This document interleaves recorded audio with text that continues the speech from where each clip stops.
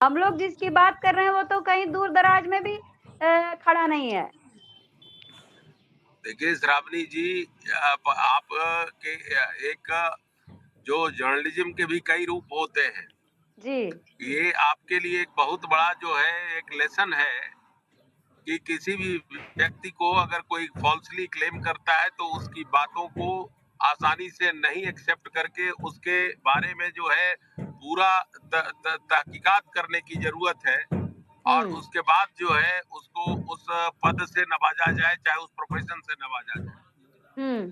क्योंकि लेकिन लेकिन सुधी जी, इसका भांडा फूटता ही कैसे?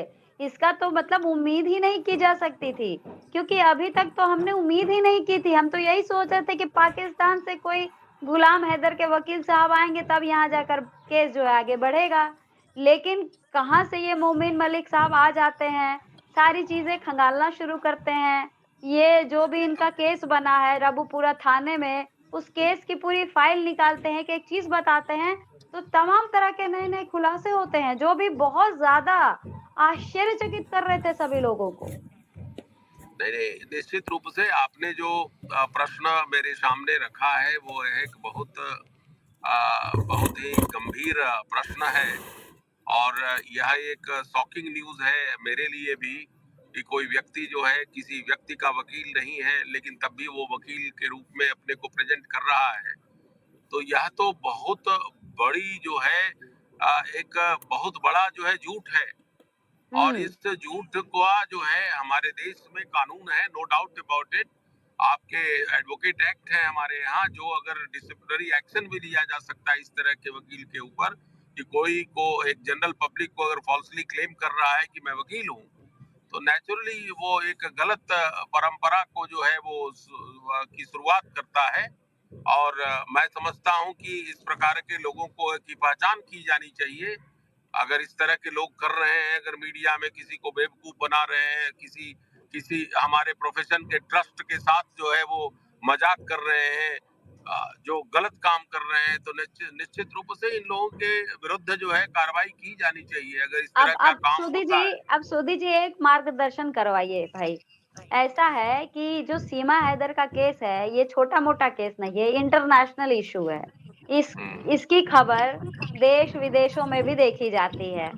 आप इतनी बड़ी बात हो जाने के बाद क्या इस तरह के केस में जिस तरीके से वकील साहब ने इतना बड़ा झूठ बोला है, तो क्या कोर्ट खुद इस बात पर संज्ञान लेगी? क्या उनके देखिए, खिलाफ इस तरह से देश को गुमराह करने के लिए क्या कोर्ट संज्ञान ले सकती है? या उसके लिए भी किसी को जाना पड़ेगा आगे?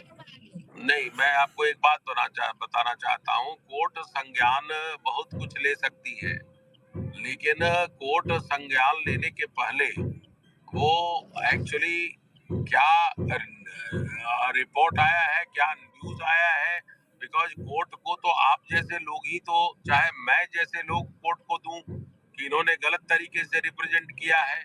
हुँ, देखिए, कोर्ट संज्ञान तब लेती है जब वो वाइडली कवर्ड न्यूज़ होता है। जी, अगर उससे जो है जनरल पब्लिक जो है आहत होती है। देखिए, आज के सोशल मीडिया के दौर में इस तरह के फेक न्यूज जो फैलाने वालों की संख्या इतनी ज्यादा हो गई है कि अगर हुँ, सारे न्यूज को अगर कोर्ट संज्ञान ले तो आपको माने आश्चर्य होगा कि कोर्ट के पास समय ही नहीं होगा जनरल केस लड़ने के लिए, बिकॉज सोशल मीडिया में तो इतना फेक न्यूज होता है। जी, आज इतने फेक कर रहे हैं तो कोर्ट ज्यादातर उन मुद्दों के ऊपर जो है वो फोकस करती है जिससे एक बहुत बड़े वर्ग को जो है वो प्रभावित करता हो। यह तो जी, एक इंडिविजुअल केस है, नेचुरली इसमें लॉयर के तरफ से, लॉयर कम्युनिटी के तरफ से जो है कोई होना चाहिए और इसके ऊपर जो है कार्रवाई की जानी चाहिए। और उसके लिए हुँ, जितने भी रिपोर्ट्स हैं, जहां जहां इन्होंने जो है स्टेटमेंट दिया है, जहां जहां इन्होंने वीडियो सोशल मीडिया पर दिया है कि मैं उसका वकील हूँ, तो इन सारी चीजों को जो है खंगालने की जरूरत है। और इसको जो है बार काउंसिल में रिपोर्ट करने की जरूरत है, क्योंकि इस तरह के लोग जो है हमारे देश में हमारे प्रोफेशन को जो है वो कलंकित कर रहे हैं। अगर इस तरह का काम में अगर वो निश्चित रूप से जो है वो अगर लगे हुए हैं तो मैं इसकी भर्त्सना करता हूं। अगर ये अगर गलत काम हुआ है अगर उनके बिना वकालतनामा के उन्होंने ये काम किया है तो एक बहुत ही गंभीर मामला है, बहुत ही दुखद बात है और इसकी भर्त्सना की जानी चाहिए और मैं केवल इतना ही कहना चाहता हूँ। ये एक तो ये सवाल, दूसरी चीज़ जो कल मोमिन मलिक साहब ने एक स्टेटमेंट और जारी किया था। आज की ख़ैर सबसे बड़ी खबर तो यही है कि एपी सिंह वकील साहब सीमा हैदर के वकील हैं ही नहीं और ना कभी थे। सबसे बड़ी खबर ये है। तो जो दर्शक अभी हमारे साथ जुड़े हैं, उनको मैं बताना चाहूँगी कि आज की सबसे बड़ी खबर है और इसका खुलासा गुलाम हैदर के वकील मोमिन मलिक ने किया है। अभी उन्होंने स्टेटमेंट जारी किया था और उन्होंने यही बात बताई कि जो उनको रिपोर्ट मिली है, उसमें कहीं भी इस बात का ज़िक्र नहीं है कि एपी सिंह सीमा हैदर के वकील हैं या सचिन मीना के वकील हैं या फिर नेत्रपाल के वकील हैं, किसी के वकील नहीं हैं। इससे ये साफ हो जाता है कि सीमा हैदर लगातार जो इस बात का दावा करती है कि एपी सिंह उनका केस लड़ रहे हैं, मेरे भैया वकील हैं, सब कुछ होगा, तो ये बिल्कुल खारिज आज के स्टेटमेंट से मोमिन मलिक के स्टेटमेंट से आज ये बात के ऊपर कहीं न कहीं बिल्कुल पानी फिर जाता है। कुछ नहीं है, इस बात में दम है ही नहीं। दूसरी बात एक और मैं पूछना चाहूँगी सुधी जी, थोड़ा-सा मार्गदर्शन चाहूँगी आपका कि कल हमें एक और स्टेटमेंट मिली, मोमिन मलिक साहब ने कहा कि जब सीमा हैदर के केस को लेकर वो रबूपुरा जाते हैं क्योंकि रबूपुरा थाने में ही इनका केस चल रहा है। सारे दर्शक प्लीज़ आप लोग भी सुनिए, बहुत इम्पोर्टेंट बात मैं कहने जा रही हूँ और शशांक जी जो हमें बताएँगे वो भी बहुत इम्पोर्टेंट होगा। ये सब लोगों के लिए एक जो भी दिमाग में आपकी बात होती है ना उसका आंसर होगा, इसलिए प्लीज़ ध्यान से सुनिए आप लोग। तो रिपोर्ट की कॉपी जब वो लेने जाते हैं सुधी जी, तो थाना मना कर देता है कि हम नहीं देंगे। तो वो कोर्ट जाते हैं, कोर्ट से रिपोर्ट लाते हैं, तो रिपोर्ट में बहुत सारे खुलासे होते हैं। सबसे बड़ा खुलासा ये होता है कि 30 जून 2023 को ये बुलंदशहर जाती है और बुलंदशहर ये शादी के लिए जाती है जिसमें इसके साथ 4 बच्चे होते हैं, सचिन होता है और उसके पिता होते हैं नेत्रपाल। वकील जब उसके डॉक्यूमेंट्स माँगता है सीमा हैदर के, तो सारे डॉक्यूमेंट्स में वो खातिरदान का डॉक्यूमेंट होता है, पहली बात। दूसरा सारे डॉक्यूमेंट्स में उसके पति का नाम लिखा होता है, गुलाम हैदर, ठीक? अब ये यहाँ आई है जब से, तब से ये कह रही है कि मेरे पति से मेरा 4 साल पहले ही तलाक हो चुका था। 4 साल के बाद ये डॉक्यूमेंट जो दिखा रही है उसमें पति का नाम गुलाम हैदर ही है। तो पहला तो झूठ ये पकड़ा गया। दूसरी चीज़, इसकी जो धर-पकड़ हुई है, इसकी जो गिरफ्तारी हुई है, वो यूपी से नहीं हुई है, वो हुई है बल्लभगढ़ से, बल्लभगढ़ हरियाणा में। तो वकील साहब का कहना था कि जहाँ से पकड़ते हैं मुजरिम को या आरोपी को, सबसे पहले वहाँ के थाने में रिपोर्ट दर्ज होती है। लेकिन बस्तर के थाने में रिपोर्ट दर्ज नहीं थी। रबूपुरा के थाने में इनकी रिपोर्ट दर्ज होती है, 4 जुलाई को इनको जेल भेज दिया जाता है, इन सबको। 4 बच्चे जो हैं, 4 बच्चे पुलिस की कस्टडी में रहते हैं, बाकी सीमा, सचिन मीना और उसके पिता नेत्रपाल, ये तीनों चले जाते हैं जेल। ठीक? 4 4 जुलाई को, डेट पर थोड़ा ध्यान दीजिएगा वकील साहब। 4 जुलाई को इनकी एफआईआर होती है। 3 जुलाई को ये था वहाँ चली जाती है जेल में, ठीक है?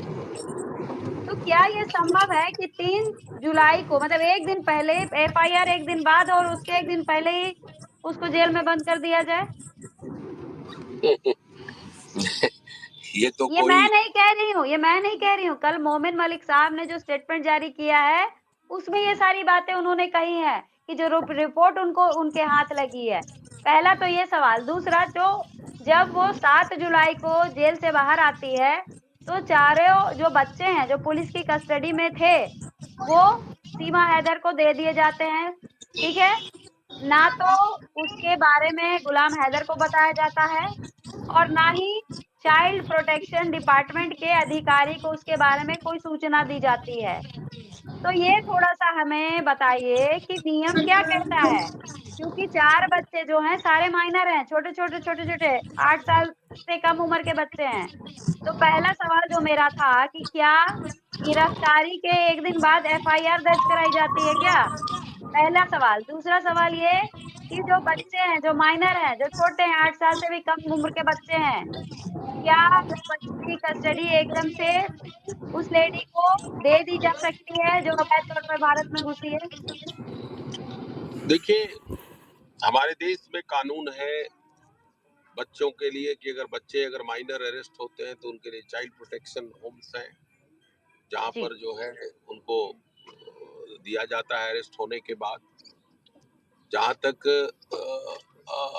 हमारे यहाँ एफआईआर रजिस्टर होने के बाद 24 घंटे के अंदर जो है मुजरिम को जो है वो मजिस्ट्रेट के सामने प्रोड्यूस करता है हुँ, और अगर 24 घंटे में प्रोड्यूस कर देती है और तो 24 वो घंटे में प्रोड्यूस करने के बाद उनको जो है 14 दिन का जो है पुलिस रिमांड मिल जाता है, चाहे वो 2 दिन का मिले, चाहे 5 दिन का मिले।